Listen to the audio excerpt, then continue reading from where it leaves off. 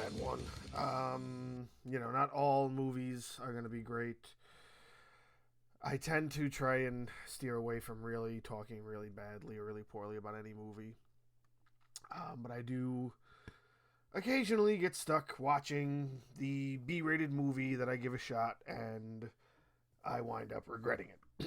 And this has been regretted to the point where I can't even talk about the movie in its entirety because I won't even finish it. Like, that's how bad this is. And I know I probably should have taken the idea with a grain of salt, but I also don't always judge a book by its cover or its ratings, I should say.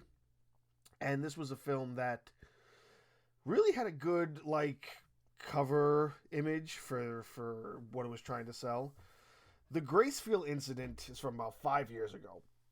It's got nobody that anybody's going to recognize, nobody that anybody knows. It's all independently made, and there's no lack in the quality of what it's made out of. Now I have a soft spot for found footage type films, so that's why this kind of is something that I would give a chance, something that I would see. Oh, maybe it's good, maybe it's not. Let me at least try it because found footage you can only go wrong in so many ways, and I know a lot of people dislike the found footage type, the mockumentary genre in the horror realm, but it's very rare that I ever watch a film that I actually do not like when it comes to that. And a lot of people just don't like it, period. Which is fine. You're entitled to your opinion, but I love mockumentary style. So I will always give a film a chance. This is like a 90-minute film that I got maybe 40 minutes in. It's just not good.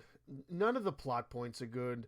None of the acting is very well done. And again, I know that these are no names. Nobody's heard of them.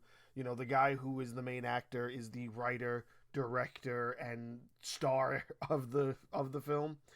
And there's a little bit of a cool thing where they kind of show at the beginning the main character and his wife have this accident where he loses an eye. So what he does is he somehow engineers a fake eye, but the fake eye has a camera built into it. So that's how they're able to be like, oh yeah, I'm still recording everything, even though you don't see me holding a camera. That's sort of how they get away with it, but it's not done to the extent that you would still believe it, because there's almost never any times where he's blinking. You know what I'm saying? You're a human still. You're gonna blink.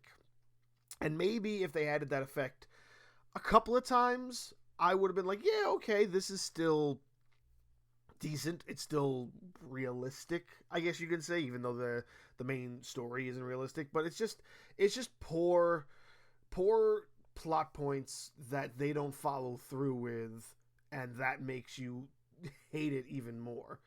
So even with the whole accident and the whole him making an eye thing, and even there's a whole pregnancy angle where the wife was pregnant and the accident caused them to lose their baby, even all of that just doesn't help with the idea that what it's really about is this group of friends goes to this cabin and then they hear about this meteor shower, and then if it's not 100% a meteor shower, it's actually this alien craft landed in the abandoned woods right outside of the cabin that they're staying in.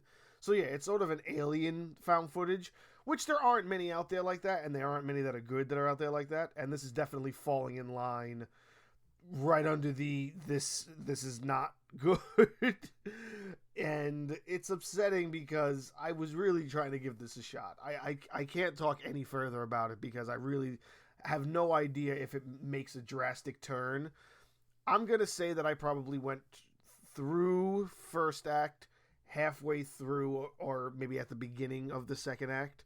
I didn't even bother with the third act. Like I said, it's a 90-minute film. I watched less than half of it before I completely gave up because it's just so poorly done. There are so many things that they do that it's just, if you're trying to make me believe it, you're not doing a good job at it with what you're doing right now. So every rating you see for this, if you ever were to give it a chance, definitely know that it's that rating for a reason. I think it's got a 4 out of 10 on IMDb, which is very high for what this movie is.